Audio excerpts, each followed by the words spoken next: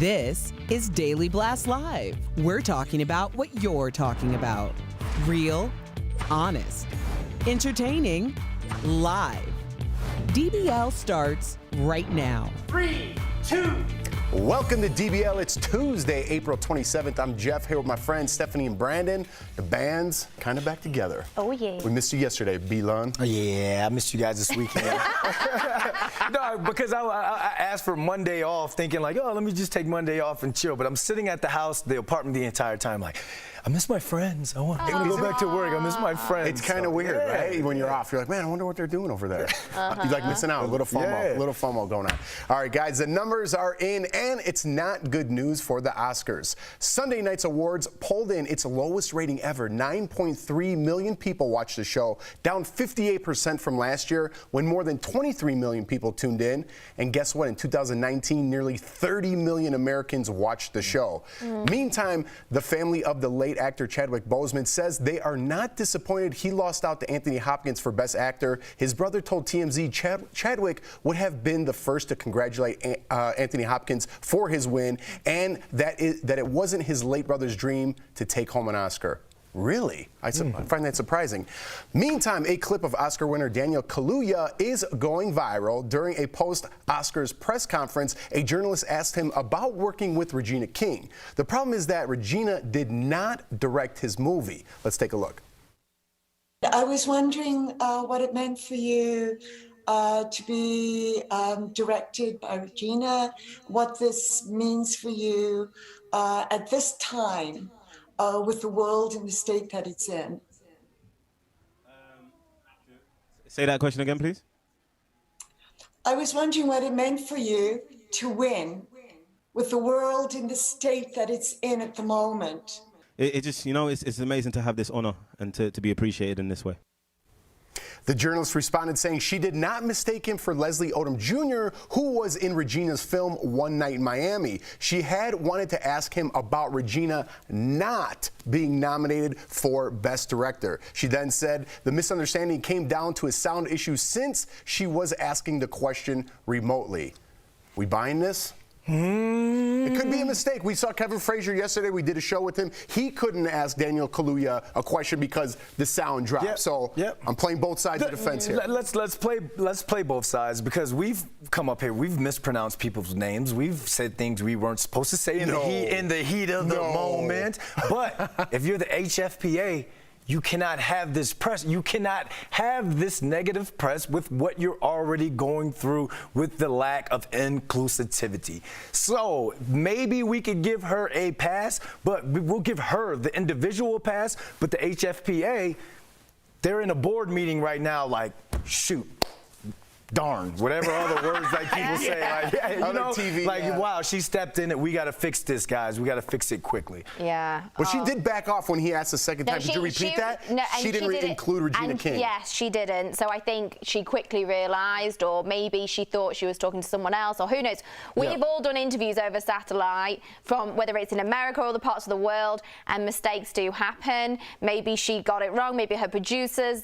Who knows? Life happens. Right, and it could have been an honest mistake, but then I liked how she retracted it, and she had it right the second time, and she knew, but she did put him in a bit of a tricky situation because it's not great. He's just won an Oscar for his performance, and he wants everyone to know what it's for and who directed him. And if you're going to ask a question at the same time, you know. Yeah. Well, what a professional. Right. Speaking of being a pro, oh, he didn't even call her out. Yeah. He didn't say Regina King didn't direct my movie. He answered it very, generalized. But his face should be a meme soon because the face he made when he was like, what? No, that was good. Because he was putting the pieces together. Yeah, she asked the question again, and then he handled it like a pro. It's already a meme. But before we move on really quickly, Chadwick Boseman's brother, I'm glad he came out and said that. I'm glad he came out because it's competition.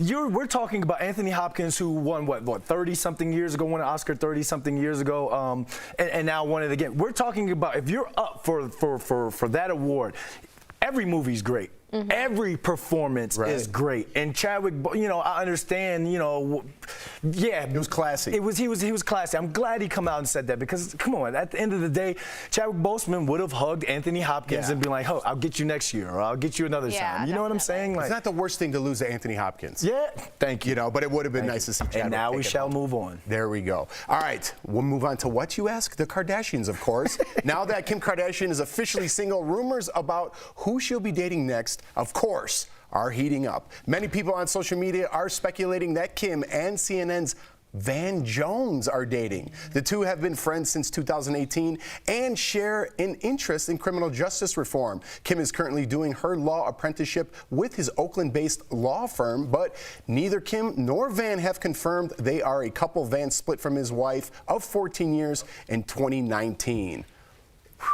I did not see this one coming. I don't think it's true at all. No. I think it's just the rumor mill, hard at work because it's COVID. And I'm glad you said that. Because, well, maybe, I don't know. What do I know? I just think it's a little fast. I'm not saying who she's with.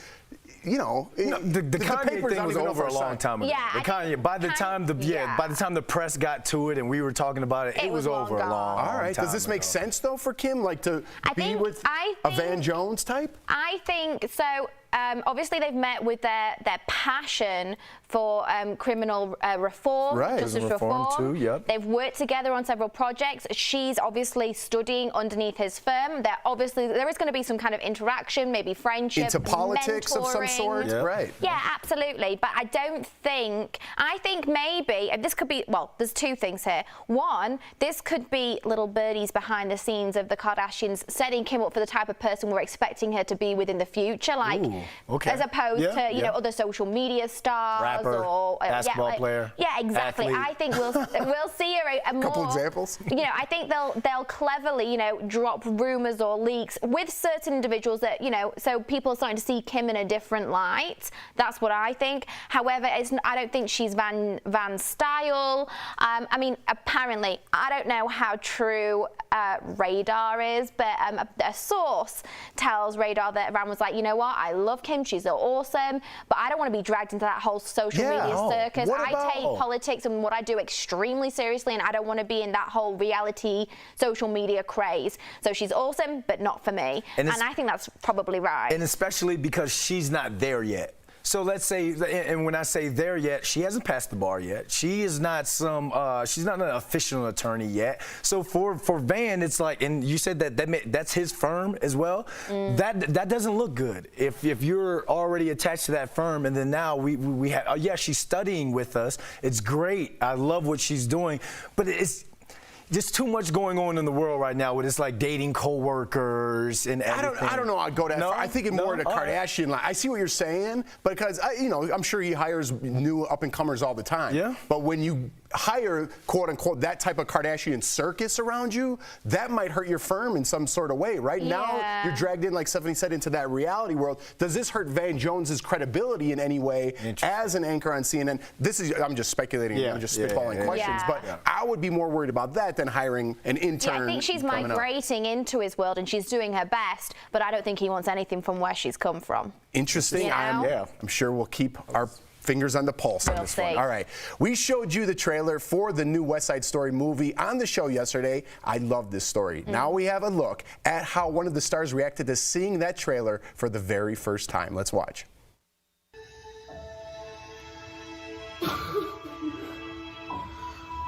Yeah! Oh my God! I'm in a movie!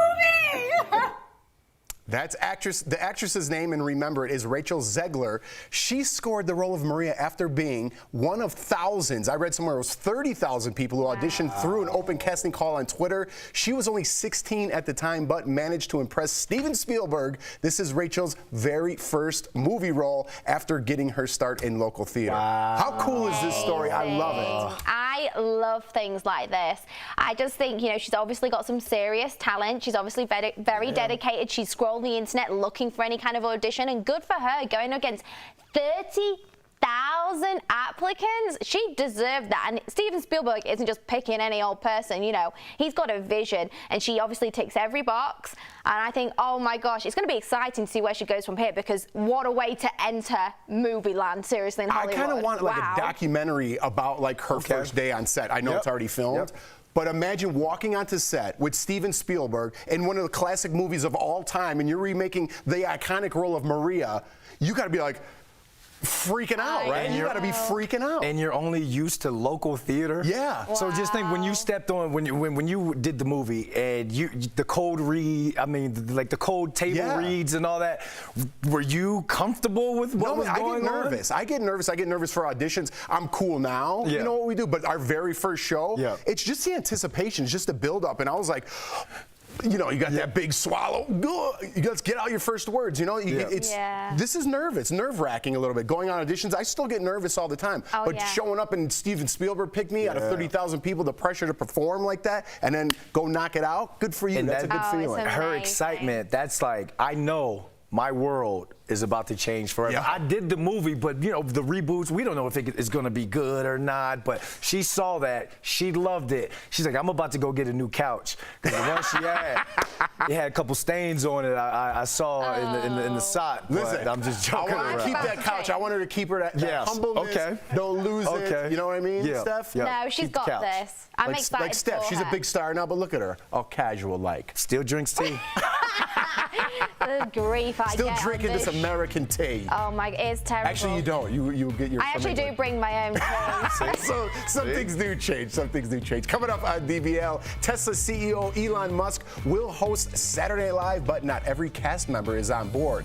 And could Caitlyn Jenner really become California's first transgender governor? What her children are saying about her run. That's coming up next.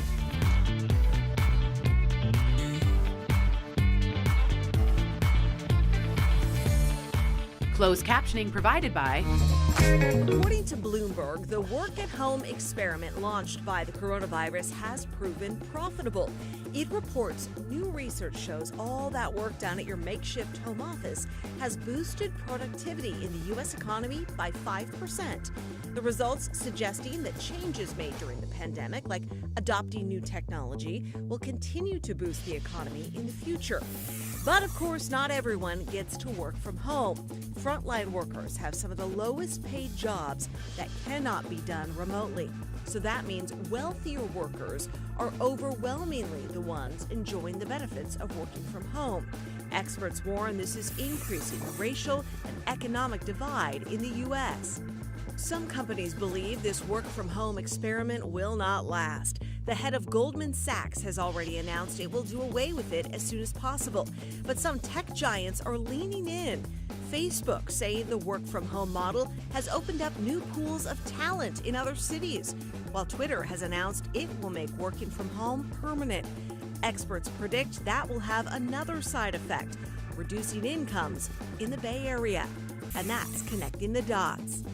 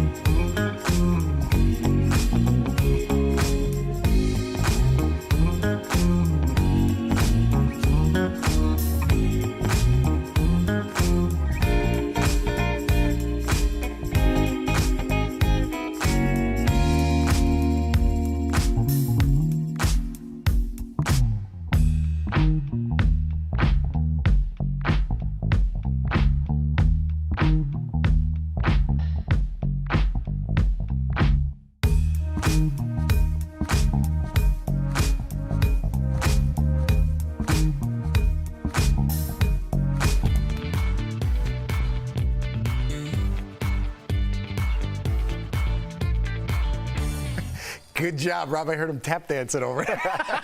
Welcome back to DBL. Is the world ready for Caitlyn Jenner to be governor of California? The 71-year-old former Olympic gold medalist, TV star, and now transgender activist announced she's running for governor and is reportedly working with former Trump aides. I would have left that part out. She's already got a bunch of merch for sale, including mugs, shirts, hats, bumper stickers, and wine glasses. Caitlyn is hoping to pull off what former California Governor Arnold Schwarzenegger did back in '03 by winning in a recall election. But it seems like Caitlyn's family may not be into the idea. TMZ reports that Jenner brothers Brody, Brandon, and Bert don't think she's qualified and strongly believe she shouldn't be running. It also appears the Kardashians will not be campaigning for Caitlyn either. That's also according to TMZ, which probably could have got him a lot of votes and a lot of love if everyone got on board, right?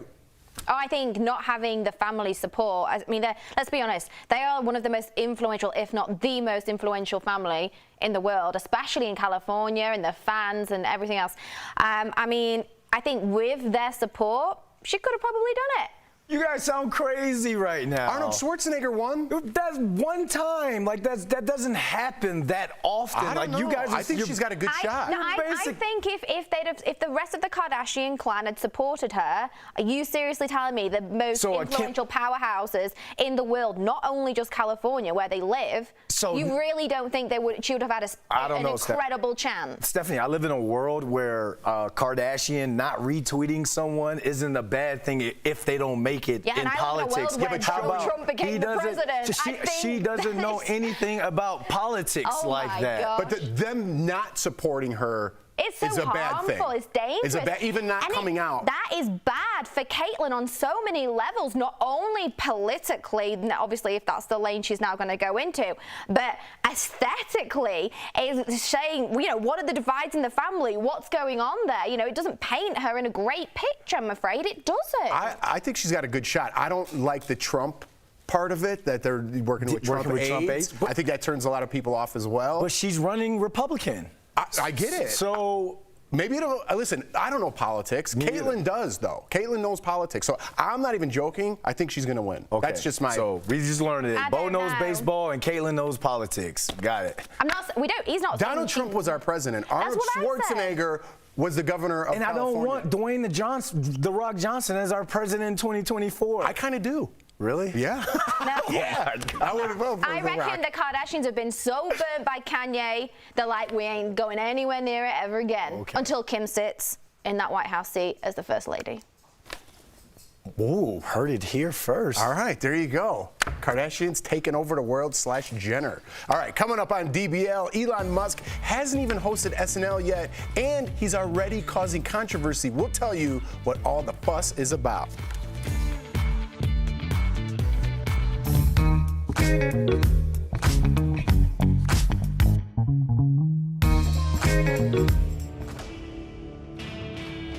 Here's a question we got in an email. If we need to get booster shots, do we stick with the same brand as our original vaccine? Our sources are the FDA, Dr. William Schaffner, an infectious diseases expert from Vanderbilt University, and Dr. Anna Durbin, a vaccines expert from Johns Hopkins University. Well, at the moment, the scientists in the companies and the NIH are working on kind of phase 2 vaccines, right? So-called boosters.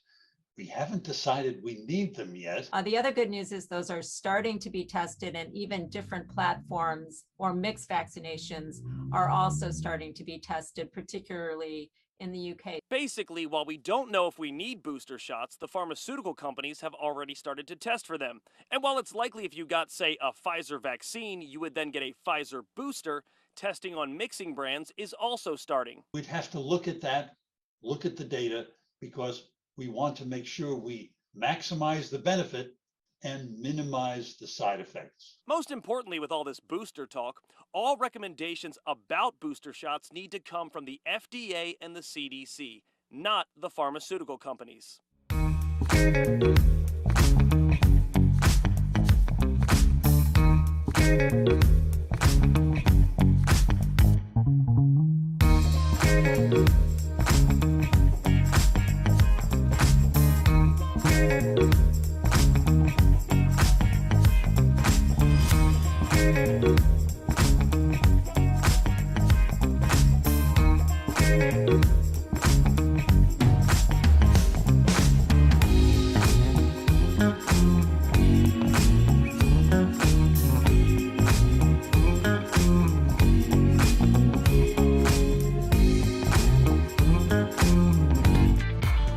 Welcome back to DBL. Some SNL cast members don't seem too pleased that Elon Musk will be hosting the show next week. SNL announced that the Tesla and SpaceX mogul will host the show on May 8th with musical guest Miley Cyrus. Now, in the past, Elon has been outspoken on Twitter saying he would not get the vaccine and compared stay-at-home orders to being under house arrest. He has since changed his tune and says he now supports getting the vaccine. I think that's notable, right? Some SNL cast members don't seem to be on board, though, after Elon tweeted, "Let's find out how live Saturday Night Live is." Bo and Yang posted, "What the bleep does that even mean?" And A.D. Bryant reposted a tweet from Bernie Sanders criticizing the world's billionaires. Elon is the third richest man in the world. What do we think about SNL cast members kind of getting after Elon? It's light shade. It's a little shady, but it's a little light shade. Like I was under the impression that it was something. Oh, we don't want big tech here. Or we don't want someone that was really going to speak out or really make him feel uncomfortable. But if you're someone, then you're coming into our space here in our studio, and our producers booked you. They booked you for a reason.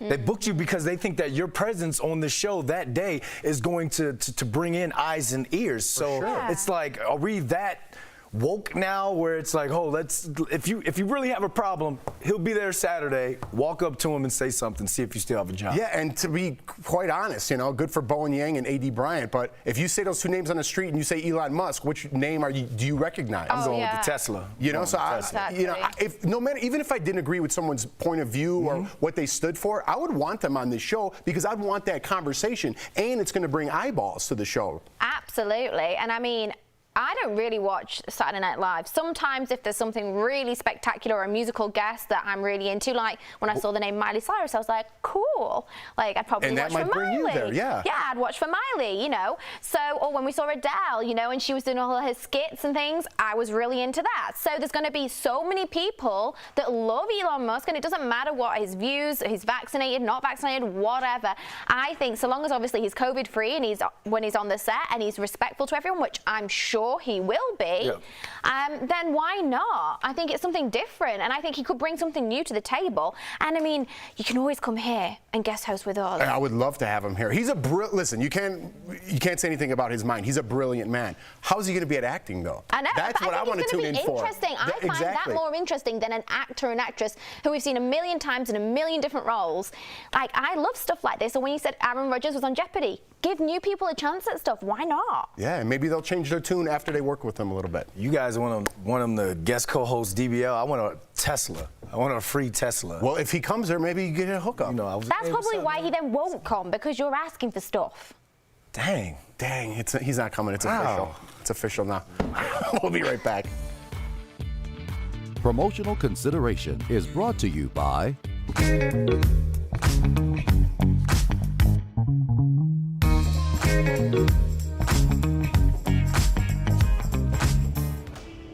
The Verify team is here to tackle misinformation spreading online. Take this whopper of a tweet with more than 24,000 likes. Biden says that we can have 4 pounds of red meat per year. My official response today. And headlines like this from the Daily Mail. How Biden's climate plan could limit you to eat just 1 burger a month. So let's avoid political spin and verify. Did the Biden administration propose a plan to slash red meat consumption by 90%? Here are sources. This University of Michigan study from January 2020. Agriculture Secretary Tom Vilsack. And this White House statement on the Biden administration's goals on greenhouse gas reductions. Let's start with where these numbers came from in the first place. In January 2020, researchers at the University of Michigan released this study. It found that greenhouse gas emissions from food could be cut in half if red meat consumption is cut by 90%, along with a 50% drop in all other meats. So that's where these numbers came from. But is the White House actually proposing this? Our researchers started by checking this fact sheet from the White House, breaking down their climate plans, as well as a Biden speech from the recent climate summit. Neither mentioned any changes to meat consumption. We also reached out to the White House, which didn't comment directly, but they did send our team numerous fact checks on the issue, adding that there are no restrictions on red meat consumption as part of the president's climate plans or emission targets. Agriculture Secretary Tom Vilsack answered this question more directly on a media call Monday afternoon, saying there's, quote, no effort designed to limit people's intake of beef coming out of President Biden's White House or the USDA. In the political world, games get played, and issues are injected into the conversation, knowing full well that there's not a factual basis for the issue. So we can verify that these headlines are misleading. The Biden administration has not proposed a reduction in red meat consumption of 90%. With your Verify, I'm Evan Kozlov.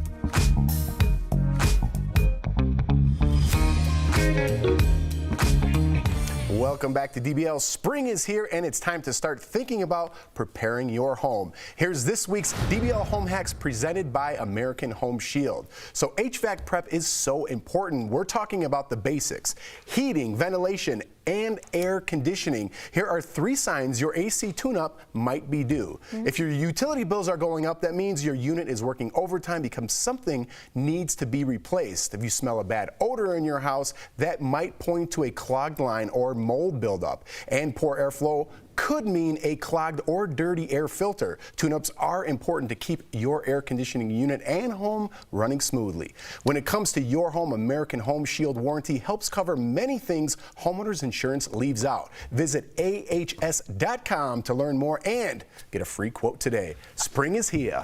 I don't know how I feel that we're getting close to air conditioner weather. Why? Because I swear, I get hot. So it's Jump in like a pool. you have to have an air conditioner around you at all times. That's the crazy part about it. We're not on the equator. We're in Denver. I know, but it gets really hot here. It gets like 80-something degrees Just here. have a little fan. Have your window open, have a little fan. You'll be fine. All right, thank you. 80 degrees. Come on, buddy. Snowing outside. I want some summertime. All right, I'm DBL's ready. new every day. We'll be back tomorrow. See you guys.